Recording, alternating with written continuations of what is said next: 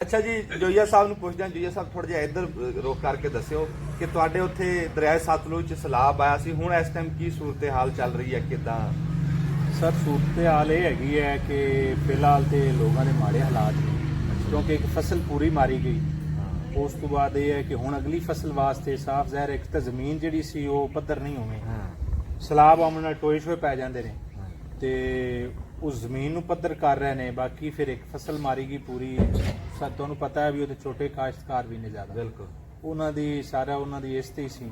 ਹੁਣ ਉਹ ਆਪਣਾ ਮਾਲ ਮਨੀ ਵੀ ਵੇਚਦੇ ਪਏ ਨੇ ਵਿਚਾਰੇ, ਕਈ ਆਪਣਾ ਟਰੈਕਟਰ ਟਰਾਲੀਆਂ ਜਿਵੇਂ ਵੀ ਵੇਚ ਵਟਾ ਕੇ ਉਹ ਆਪਣੇ ਸਾਫ਼ ਜ਼ਾਹਿਰ ਹੈ ਕੋਠੇ ਨੱਪਣਗੇ, ਆਪਣੇ ਕੋਲ ਜ਼ਮੀਨਾਂ ਵਗੈਰਾ ਤੇ ਉੱਥੇ ਜਿਹੜਾ ਹੈ ਨਾ ਜੀ ਨੁਕਸਾਨ ਤੇ ਕਾਫੀ ਹੋਇਆ ਥੋੜਾ ਸਾਹਿਬ। ਜੋਈਆ ਸਾਹਿਬ ਮੈਂ ਤੁਹਾਨੂੰ ਇੱਕ ਗੱਲ ਸੁਣਾਉਣਾ, ਇੱਥੇ ਮੈਂ ਆਪਣੀ ਅੱਖੀ ਤੇ ਕੰਨੇ ਉਹ ਵੇਖੀ ਵੀ ਉਹ ਬੰਦਾ ਆ ਕੇ ਦੱਸਦਾ, ਕਹਿੰਦਾ ਜੀ ਉਧਰ ਛਾਵਾਂ ਸਸਤੀਆਂ ਲੱਭਦੀਆਂ ਪਈਆਂ।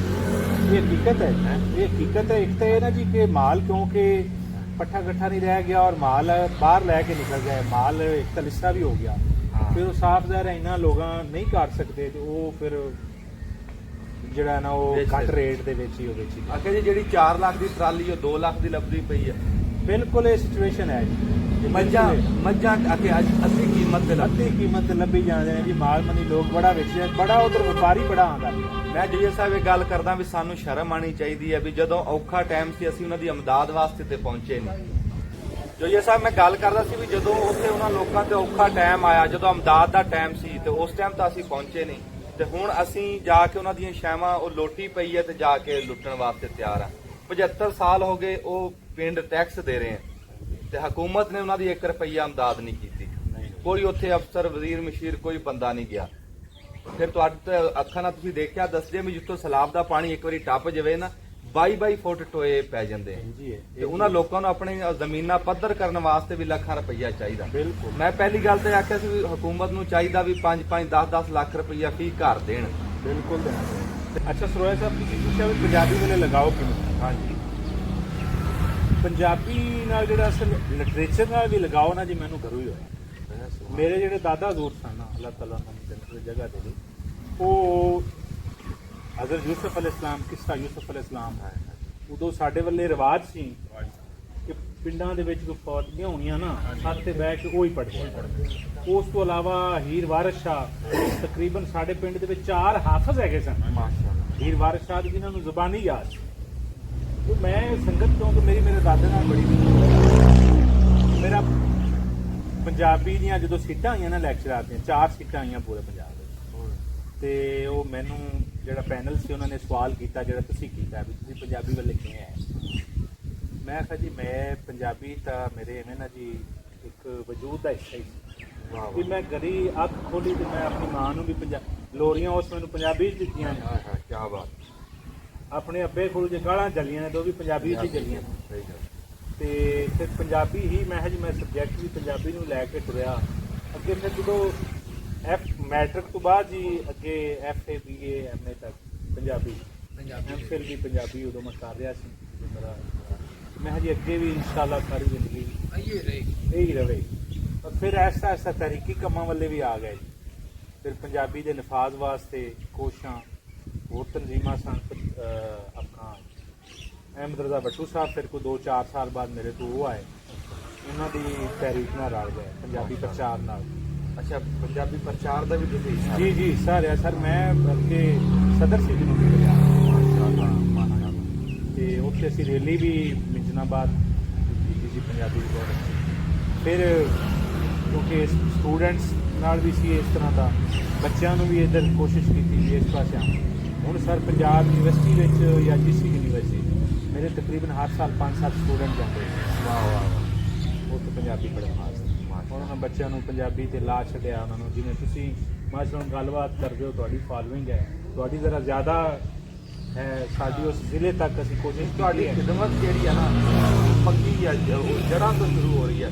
ਹਾਂਜੀ, ਸਟੂਡੈਂਟਾਂ ਨੂੰ ਪੜ੍ਹਾ ਕੇ ਜਿਹੜਾ ਤੁਸੀਂ ਅੱਗੇ ਉਹ ਅੱਗੇ ਪਨੀਰੀ ਤਿਆਰ ਕਰ ਰਹੇ ਆ, ਤੁਹਾਡਾ ਕੰਮ ਵੱਡਾ। ਸਿਰਫ ਭਾਈਆਂ ਦਾ ਸਿਲੇਬਸ ਵੀ ਪੜ੍ਹਾਉਂਦੇ ਅਸੀਂ ਉਹਨਾਂ ਨੂੰ ਦੱਸਣੇ ਵੀ ਹੈ ਕਿ ਜਿਹੜਾ ਨਾ ਤੁਸੀਂ ਪੰਜਾਬੀ ਬੋਲਣ ਲੱਗਿਆ ਕੋਈ ਸ਼ਰਮ ਮਹਿਸੂਸ ਨਹੀਂ ਕਰਨੀ।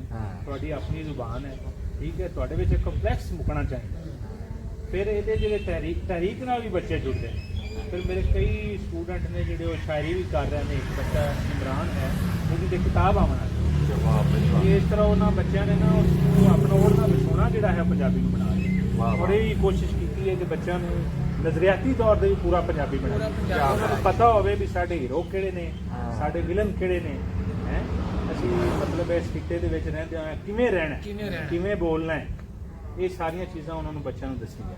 ਨਹੀਂ ਆ ਤੁਸੀਂ ਬੜੀ ਵੱਡੀ ਗੱਲ ਕੀਤੀ ਵੀ ਜਿਹੜਾ ਪਤਾ ਹੋਵੇ ਕਿ ਸਾਡਾ ਪਿਛੋਕੜ ਕੀ ਆ, ਸਾਡੀਆਂ ਜੜ੍ਹਾਂ ਬਿਲਕੁਲ ਵੀ ਕੌਣ ਸਾਡੇ ਹੀਰੋ ਸੀ, ਕੌਣ ਸਾਡੇ ਵਿਲਨ ਸੀ, ਆ ਗੱਲ ਤੁਸੀਂ ਬੜੀ ਵੱਡੀ ਬਿਲਕੁਲ ਜੀ ਇਹ ਦੱਸਣਾ ਜ਼ਰੂਰੀ ਹੈ। ਇਹ ਦੱਸਣਾ ਜ਼ਰੂਰੀ ਹਾਂ, ਕਿਉਂਕਿ ਸਾਡੇ ਨਾਲ ਇਹ ਅਲਮੀਆ ਇਹ ਹੈ ਕਿ ਅਸੀਂ ਵਿਲਨ ਨੂੰ ਹੀਰੋ ਬਣਾ ਲਿਆ ਔਰ ਹੀਰੋ ਸਾਡੇ ਵਿਲਨ ਹੋ ਗਏ। ਹਾਂ, ਜਿਹੜੀ ਤਾਰੀਖ ਹੈ ਨਾ ਜੀ, ਤਾਰੀਖ ਦੇ ਵਿੱਚ ਡਿਸਕ੍ਰਿਮੀਨੇਸ਼ਨ ਨਹੀਂ ਹੁੰਦੀ ਕਿ ਫਲਾਣਾ ਈਸਾਈ ਹੈ, ਫਲਾਣਾ ਹਿੰਦੂ ਹੈ, ਫਲਾਣਾ ਸਿੱਖ ਹੈ। ਜਿਹੜਾ ਪੰਜਾਬੀ ਹੈ ਉਹ ਪੰਜਾਬੀ ਹੈ। ਵਾਹ ਵਾਹ। ਜਿਹਨੇ ਪੰਜਾਬ ਵਾਸਤੇ ਕੁਝ ਕੀਤਾ ਉਹ ਭਾਵੇਂ ਸਿੱਖ ਨੇ ਕੀਤਾ, ਉਹ ਪੰਜਾਬੀ ਹੈ। ਹੁਣ ਆਪਣੇ ਕ੍ਰਿਕਟ ਦੀ ਗੱਲ ਕਰਨੇ ਆ, ਦਾਨਿਸ਼ ਕਨੇਰੀਆ ਪਾਕਿਸਤਾਨ ਵੱਲੋਂ ਖੇਡਦਾ ਰਿਹਾ, ਖਿਲਾੜੀ ਹੈ ਸਾਡਾ। ਸਾਡਾ ਖਿਲਾੜੀ ਹਿੰਦੂ ਕਮਿਊਨਿਟੀ ਨਾਲ ਤਾਲੁਕ ਰੱਖਦਾ ਸੀ, ਸਾਡੇ ਭਰਾ ਨੇ ਉਹ ਵੀ, ਉਹ ਵਿਕਟ ਲੈਂਦਾ ਸੀ ਤੇ ਸਾਨੂੰ ਖੁਸ਼ੀ ਨਹੀਂ ਹੁੰਦੀ ਸੀ। ਨਹੀਂ ਸਾਡਾ ਹੀਰੋ ਸੀ। ਹੀਰੋ ਸੀ ਸਾਡਾ ਹੀਰੋ ਸੀ। ਇਹ ਚੀਜ਼ਾਂ ਨੇ ਜੀ ਬੱਚਿਆਂ ਨੂੰ ਇਹ ਸਿਖਾਇਆ। ਮੈਂ ਕभी ਰੰਗ ਨਸਲ ਮਜ਼ਹਬ ਤੋਂ ਹਟ ਕੇ ਇਨਸਾਨੀਅਤ ਦਾ ਪ੍ਰਚਾਰ ਕਰਦਾ। ਕੀ ਬਾਤ, ਸਾਡਾ ਇਹ ਕਿਆ ਬਾਤ। ਹੈ। ਵਾਹ ਵਾਹ ਵਾਹ ਵਾਹ। ਅੱਛਾ ਜੋਈਆ ਸਾਹਿਬ, ਤੁਹਾਨੂੰ ਸ਼ਾਇਰੀ ਨਾਲ ਕਦੋਂ ਦਾ ਲਗਾਓ ਆ, ਇਹ ਕਦੋਂ ਦੀ ਸ਼ੁਰੂ ਕੀਤੀ ਹੈ? ਚਲੋ ਪੰਜਾਬੀ ਤਾਂ ਤੁਹਾਡੀ ਮਾਂ ਬੋਲੀ ਸੀ, ਘਰੋਂ ਹੀ ਤੁਹਾਨੂੰ ਬੜਾ ਕੁਝ ਮਿਲ ਗਿਆ। ਸ਼ਾਇਰੀ ਨਾ ਜੀ ਜਦੋਂ ਮੈਂ ਅੱਗੇ ਅਰਜ਼ ਕੀਤੀ ਕਿ ਪਿੰਡ ਦੇ ਵਿੱਚ ਹੀਰ ਵਾਰਿਸ ਸ਼ਾਹ ਲੋਕ ਪੜ੍ਹਦੇ ਸਨ ਜਾਂ ਹੋਰ ਮਨਜ਼ੂਮ ਕਿਤਾਬਾਂ, ਬਲਕਿ ਉਸ ਦੌਰ ਦੇ ਵਿੱਚ ਤਾਂ ਆਪਣੇ ਪਿੰਡਾਂ ਥਾਵਾਂ ਦੇ ਵਿੱਚ ਮਾਈਆਂ ਵੀ ਅਹਿਵਾਲੁਲ ਆਖਰਤ ਦੀ ਕਿਤਾਬ ਪੜ੍ਹਦੀਆਂ ਹੁੰਦੀਆਂ ਸਨ। ਅਹਿਵਾਲੁਲ ਆਖਰ? ਹਾਂ, ਅਹਿਵਾਲੁਲ ਆਖਰਤ। ਮੌਲਵੀ ਹਜ਼ਰਾਤ ਉਹ ਕਿਤਾਬ ਉਹ ਮਾਵਾਂ ਭੈਣਾਂ ਨੂੰ ਨਾ ਘਰ ਜਾ ਕੇ ਪੜ੍ਹਾਉਂਦੇ ਸਨ। ਉਹ ਫਿਕਾ ਦੀ ਕਿਤਾਬ ਸੀ ਬੇਸਿਕਲੀ, ਉਹਦੇ ਵਿੱਚ ਫਿਕਾ ਦੇ ਮਸਾਇਲ ਸਨ, ਜਿਵੇਂ ਪੱਕੀ ਰੋਟੀ ਸੀ, ਕੱਚੀ ਰੋਟੀ ਸੀ। ਔਰ ਜਿਹੜੇ ਕੁਰਾਨ ਸ਼ਰੀਫ ਵੇਚਣ ਆਉਂਦੇ ਹੈ ਉਹ ਨਾਲ ਉਹਨਾਂ ਕੋਲ ਕਿੱਸੇ ਵੀ ਹੁੰਦੇ ਆ। 12 ਬੀਬੀਆਂ ਦੀ 12 ਬੀਬੀਆਂ ਦੀ ਕਹਾਣੀ, ਕਿੱਸਾ ਗੁੱਗੀ ਕਾਂ, ਪੰਜਾਬੀ ਸੀ ਸਾਰਾ, ਚਰਾਗ ਦੀ ਜੋਣੇ। ਉਹ ਫਿਰ ਉਹ ਕਿਉਂਕਿ ਮਨਜ਼ੂਮ ਚੀਜ਼ਾਂ ਪੜ੍ਹਨ ਨਾਲ ਨਾ, ਤੇ ਫਿਰ ਉਹ ਤੁਹਾਡੇ ਦਿਮਾਗ ਦੇ ਵਿੱਚ ਜਿਹੜਾ ਹੈ ਨਾ ਜੀ ਉਹ ਇੱਕ ਵਜ਼ਨ ਬਹਿਣਾ ਸ਼ੁਰੂ ਹੋ ਜਾਂਦਾ ਹੈ। ਫਿਰ ਤੁਹਾਡੀ ਇੱਕ ਲਾਸ਼ੌਰੀ ਤੌਰ ਤੇ ਤੁਸੀਂ ਕੋਸ਼ਿਸ਼ ਸ਼ੁਰੂ ਕਰ ਦਿੰਦੇ ਹੋ ਕਿ ਮੈਂ ਵੀ ਸ਼ੇਰ ਆਖਾਂ, ਮੈਂ ਗੱਲ ਸਿੱਧੀ ਪਤਲੀ ਕਰਾਂ। ਤੇ ਉੱਥੋਂ ਸ਼ੌਕ ਹੋਇਆ ਜੀ। ਫਿਰ ਮੈਂ ਸਟੂਡੈਂਟ ਦੌਰ ਦੇ ਵਿੱਚ ਵੀ ਅੱਗੇ, ਹੁਣ ਤੇ ਇਹ ਵੀ ਕੰਮ ਖਤਮ ਹੋ ਗਿਆ ਜੀ ਮਾਜ਼ਰਤ ਨਾਲ।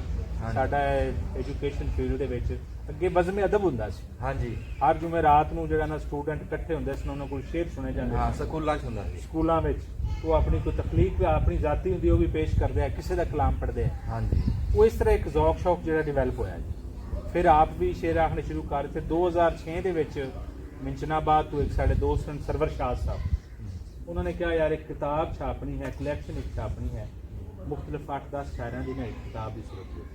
ਉਹਦੇ ਵਿੱਚ ਮੈਂ ਪਹਿਲੀ ਵਾਰੀ ਜੀ ਕੁਝ 6 ਨਜ਼ਮਾਂ ਉਹਨਾਂ ਨੂੰ ਦਿੱਤੀਆਂ ਸਨ। ਵਾਹ ਵਾਹ। ਉਹ ਮੇਰਾ ਪਹਿਲਾ ਮਤਲਬ ਹੈ। ਉਸ ਤੋਂ ਬਾਅਦ ਫਿਰ ਤਹਿਰਾ ਸਰਾ ਸਾਹਿਬਾ ਪੰਜਾਬੀ ਦੀ ਸ਼ਾਇਰਾਂ ਨੇ, ਉਹਨਾਂ ਨੇ ਇੱਕ ਬੋਲੀਆਂ ਦੀ ਕਿਤਾਬ ਕੰਪਾਈਲ ਕੀਤੀ ਸੀ। ਹਾਂਜੀ ਹਾਂਜੀ, ਜਿਹਦੇ 'ਚ ਬੋਲੀਆਂ ਨੂੰ ਉਹਨਾਂ 'ਚ ਮੇਰਾ ਵੀ ਹੈ। ਮਾਸ਼ਾਅੱਲਾ। ਇਹ ਸਭ ਦੁਬਈ ਦੀ ਸੁਣਾਓ, ਤੁਸੀਂ ਕਿਵੇਂ ਉੱਥੇ? ਕੀ ਬਾਤ ਹੈ ਸਰ। ਅੱਛਾ, ਮੈਂ ਤਾਂ ਯਾਦ ਕਰ ਕਰਕੇ ਉਸਤਾਦ ਵਾਲੇ ਕਬਾਬ। ਸੁਭਾਨ ਅੱਲਾ। ਰੋਟੀ ਆਮ? ਰੋਟੀ ਬਹੁਤ ਆਮ ਸਰ, ਗੋਸ਼ਤ ਹੀ ਗੋਸ਼ਤ ਹੈ। ਇੱਥੇ ਆਏ ਆ ਤੇ ਹੁਣ ਗੋਭੀ ਤੇ ਆਲੂ। ਪਿਛਲੀ ਜ਼ਿੰਦਗੀ 'ਚ ਟੋਟਲ 'ਚ ਇੰਨਾ ਗੋਸ਼ਤ ਨਹੀਂ ਖਾਦਾ ਜਿੰਨਾ ਉੱਥੇ 6-7 ਦਿਨ ਚ ਮੈਂ ਖਾ ਲਿਆ। ਕੀ ਬਾਤ ਹਕੀਕਤ ਹੈ ਸਰ, ਕੀ ਬਾਤ। ਕੀ ਬਾਤ। ਇਹ ਦੁਆਵਾਂ ਨਾਸਰ ਭਾਈ ਨੇ ਜੀ। ਹਾਂ, ਉਹਨਾਂ ਦੇ ਸਿਰ ਸਦਕੇ ਸਭ ਤੇ ਕੀ ਬਾਤ। ਤੇ ਬਾਕੀ ਨਾ ਜੀ ਖਾਲਸ ਗ਼ਜ਼ਾ ਹੈ ਉੱਥੇ। ਹਾਂ, ਸੋਇਆ ਸਾਹਿਬ ਇਹ ਚੀਜ਼ ਤੁਸੀਂ ਮਹਿਸੂਸ ਕੀਤੀ ਸੀ ਵੀ ਆਪਾਂ ਕਿੰਨਾ ਗੋਸ਼ਤ ਖਾਦਾ ਹੈ। ਹਾਂ ਸਰ ਇੱਥੇ ਆਪਾਂ ਗੋਸ਼ਤ ਖਾ ਲਈਏ, ਹਾਂ ਜੋ ਉਹ ਸਟਮਿਕ ਦਾ ਮਿਹਦੇ ਦਾ ਮਸਲਾ, ਖੱਟੀਆਂ ਦੁਕਾਰਾਂ, ਉੱਥੇ ਅਸੀਂ ਖਾਂਦੇ ਹੀ ਗੋਸ਼ਤ ਰਹੇ। ਸਰ ਜ਼ੈਤੂਨ ਵਿੱਚ ਬੜਾ ਔਰ ਹੁੰਦਾ ਹੈ ਨਾ। ਹਾਂ, ਜ਼ੈਤੂਨ ਵਿੱਚ, ਔਰ ਮਤਲਬ ਹੈ ਨਾ ਜੀ ਉਹਨਾਂ ਦਾ ਜ਼ੀਰੋ ਟੋਲਰੈਂਸ ਹੈ ਕਿ ਖੁਰਾਕ ਜਿਹੜੀ ਹੈ ਪਿਓਰ